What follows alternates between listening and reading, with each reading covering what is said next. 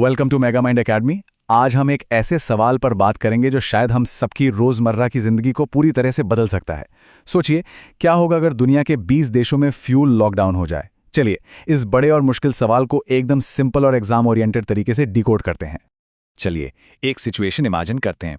मान लीजिए आज की तारीख है 26 मार्च 2026 और दुनिया एक ऐसे एनर्जी ब्लैक होल में फंस चुकी है जिसे इतिहास द ग्रेट सप्लाई शॉक के नाम से याद करेगा। सवाल यही है कि अगर 20 देश एक साथ फ्यूल लॉकडाउन में चले जाएं, तो क्या ग्लोबल इकोनॉमी सच में रुक सकती है, थम सकती है? चलिए, इस पूरे संकट को परत दर परत समझते हैं। तो आज के इस विश्लेषण में हम इन 6 पॉइंट्स पर गहराई से बात करेंगे। सबसे पहले ये समझेंगे कि ये फ्यूल लॉकडाउन आखिर है क्या भला। फिर इस संकट की असली जड़ तक पहुंचेंगे। देखेंगे कि अलग अलग देश इससे कैसे निपट रहे हैं और कैसे एक एनर्जी क्राइसिस धीरे धीरे एक इकोनॉमिक संकट में बदल रहा है। और हाँ, भारत पर इसके असर का पूरा एनालिसिस करेंगे और आखिर में देखेंगे कि आगे का रास्ता क्या है। तो चलिए पहले सेक्शन से शुरू करते हैं। ये जो शब्द है फ्यूल लॉकडाउन, सुनने में ही कितना गंभीर लगता है ना? तो आखिर इसका असली मतलब क्या है और क्या ये दुनिया में सच में हो रहा है? देखिए, फ्यूल लॉकडाउन कोई ऑफिशियल टर्म नहीं है, बल्कि ये एक ऐसी भयानक सिचुएशन को दिखाता है जब सरकारें एक गंभीर एनर्जी संकट के दौरान बहुत कड़े, बहुत सख्त कदम उठाने पर मजबूर हो जाती हैं। इसमें 3 चीजें होती हैं। पहली, राशनिंग, मतलब हर गाड़ी के लिए या हर इंसान के लिए फ्यूल का एक कोटा फिक्स कर दिया जाता है। दूसरी, प्राइस कंट्रोल्स, यानी सरकार कीमतों को अपने कंट्रोल में ले लेती है। और तीसरी और सबसे जरूरी, शॉर्टेज मैनेजमेंट, ताकि जो भी फ्यूल बचा है वो अस्पताल और सेना जैसी जरूरी सेवाओं तक पहुंचता रहे। और हाँ, ये कोई थ्योरी नहीं है, ये कोई कल्पना नहीं है।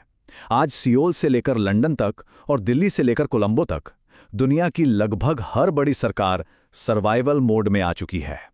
हालात बिल्कुल 1973 के उस भयानक तेल संकट जैसे हो गए हैं, जब सड़कें गाड़ियों से भरी तो थीं, लेकिन पेट्रोल पंप सूखे पड़े थे। अच्छा, अब आते हैं दूसरे सेक्शन पर। सवाल ये है कि इस संकट की असली वजह क्या है? ये आग आखिर लगी कहां से, जिसकी तपिश आज स्लोवेनिया के पेट्रोल पंप्स पर महसूस की जा रही है? इस पूरे संकट की जड़ है द ग्रेट सप्लाई शॉक। हुआ यह है कि वेस्ट एशिया में ईरान और इजराइल के बीच जो जियोपॉलिटिकल टेंशन चल रही है, उसने दुनिया भर की सप्लाई की धमनियों को, आर्टरीज को ब्लॉक कर दिया है। कहने को तो जंग सिर्फ मिडल ईस्ट में हो रही है, लेकिन इसका असर पूरी दुनिया झेल रही है। अब जरा इस नंबर पर गौर कीजिए, 20%। पूरी दुनिया का 20% तेल और बहुत बड़ी मात्रा में एलएनजी यानी लिक्विफाइड नेचुरल गैस सिर्फ एक पतले से समुद्री रास्ते से गुजरती है, स्ट्रेट ऑफ हॉर्मुज। और क्योंकि ईरान ने इस रास्ते को ब्लॉक कर दिया है, तो समझिए कि ग्लोबल सप्लाई चेन को जैसे एक जबरदस्त हार्ट अटैक आ गया है। और देखिए, इस ब्लॉकेड के असर बहुत गहरे हैं। सिर्फ सप्लाई नहीं रुकी है, शिपिंग का खतरा बहुत ज़्यादा बढ़ गया है, जिसकी वजह से जहाज़ों का इंश्योरेंस प्रीमियम आसमान छू रहा है। सप्लाई अनिश्चित हो गई है, मतलब तेल कब आएगा, कितना आएगा, किसी को कोई भरोसा नहीं है। यहाँ तक कि कतर जैसे दुनिया के सबसे बड़े सप्लायर्स ने फोर्स मेजॉर डिक्लेयर कर दिया है। इसका सीधा मतलब है कि वो अपने पुराने कॉन्ट्रैक्ट्स भी अब पूरे नहीं कर सकते। तो अब मुद्दा यह है कि एनर्जी सिर्फ महंगी नहीं, बल्कि अनरिलायबल यानी अविश्वसनीय भी हो गई है। चलिए, अब सेक्शन 3 की तरफ बढ़ते हैं। जब सप्लाई चेन को ऐसा हार्ट अटैक आता है, तो जाहिर है सरकारों को कड़वी दवाइयां देने ही पड़ती हैं। तो आइए देखते हैं कि दुनिया के अलग अलग देश इस संकट से बचने के लिए कौन-कौन से सर्वाइवल टूल्स अपना रहे हैं। इस स्लाइड पर एक नज़र डालिए। ये हमें बताता है कि दुनिया कैसे रिएक्ट कर रही है। श्रीलंका में क्यूआर कोड वाला नेशनल फ्यूल पास लागू हो गया है और हर बुधवार को पब्लिक हॉलिडे। उधर हमारे पड़ोस में पाकिस्तान ने हफ्ते में सिर्फ 4 दिन काम और 50% वर्क फ्रॉम होम को मैंडेटरी कर दिया है। बांग्लादेश में तो हालत और भी खराब है। रोज 5 घंटे बिजली की कटौती और एलएनजी की कीमत 18 गुना बढ़ गई है। और तो और यूरोप में स्लोवेनिया पहला यूई देश बन गया है जिसने फ्यूल राशनिंग लागू की है। एक दिन में 50 लीटर से ज्यादा नहीं, और फ्यूल बांटने के लिए आर्मी को लगा दिया है। और एशिया में साउथ कोरिया को देखिए, वो अपने कोयले के प्लांट्स फिर से शुरू कर रहा है। और ये तो बस कुछ उदाहरण है। जापान ने अपने इतिहास का सबसे बड़ा इमरजेंसी ऑयल रिजर्व खोल दिया है, जो सिर्फ 15 दिन चलेगा। थाईलैंड में सरकार लोगों से अपील कर रही है कि एसी और लिफ्ट का इस्तेमाल कम करें। यूरोप के जो इंडस्ट्रियल पावर हाउसेज हैं, जर्मनी और इटली, वो अब एक तकनीकी मंदी की तरफ बढ़ रहे हैं। सरकारें पैसा फेंक कर भी सिचुएशन संभालने की कोशिश कर रही हैं। जैसे स्पेन ने पेट्रोल पर छूट के लिए 5 बिलियन यूरोस का प्लान बनाया है और ताइवान की सरकार बढ़ी हुई कीमतों का 60% बोझ खुद उठा रही है। तो यहाँ एक पल रुककर सोचना जरूरी है।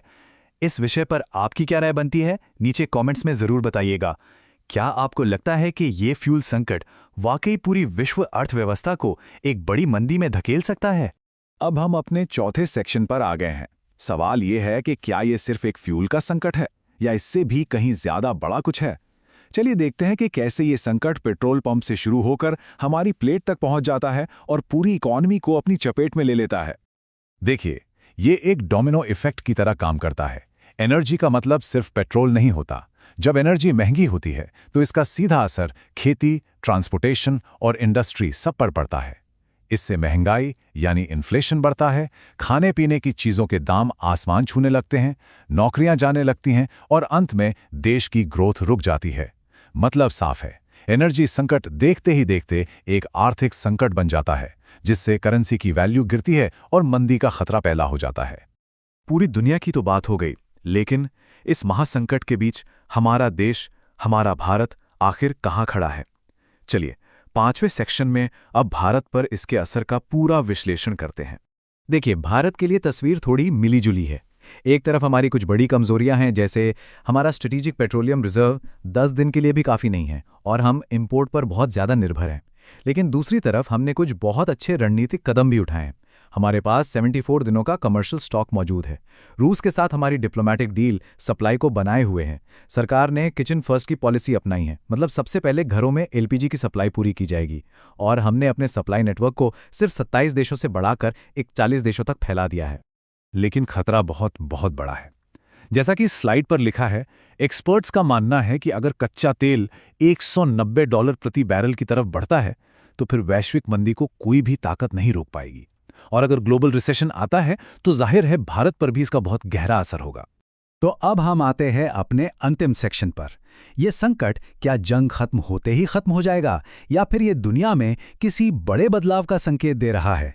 भविष्य में ऊर्जा, राजनीति और ग्लोबल इकोनॉमी का क्या होने वाला है? भविष्य की एक झलक शायद हमें ब्रिटेन के एक फैसले में दिख सकती है। ब्रिटेन ने इस संकट को एक अवसर में बदलने की कोशिश की है। उन्होंने एक नया नियम बनाया है कि इंग्लैंड में अब जो भी नया घर बनेगा उसमें हीट पंप और सोलर पैनल लगाना अनिवार्य होगा। ये एक बहुत साफ संदेश है कि हम तेल के लिए हमेशा दूसरों पर निर्भर नहीं रह सकते। ये संकट इस बात का भी संकेत है कि दुनिया बदल रही है, पावर शिफ्ट हो रही है और अब एनर्जी ही असली राजनीति है। अब दुनिया दो रास्तों पर बढ़ जाएगी। एक तरफ तेल पर निर्भर देश होंगे जो हमेशा सप्लाई शॉक्स और जियोपॉलिटिकल टेंशन के शिकार रहेंगे, और दूसरी तरफ रिन्यूएबल एनर्जी वाले देश होंगे जो ज्यादा आत्मनिर्भर और स्थिर होंगे। एनर्जी में फ्री मार्केट का जमाना अब खत्म हो रहा है और सरकारों का कंट्रोल बढ़ता जा रहा है। और अंत में बात सिर्फ इतनी सी है, एनर्जी ही वो नई करेंसी है जो आने वाले सालों में दुनिया का भविष्य तय करेगी। यही मॉडर्न दुनिया की रीढ़ की हड्डी है और जब इस पर संकट आता है तो सब कुछ हिल जाता है।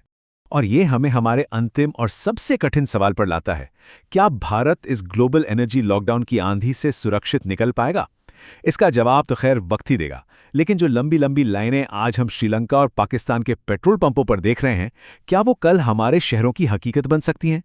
क्या भारत अपनी एनर्जी डिप्लोमेसी के दम पर खुद को इस तूफान से बचा पाएगा?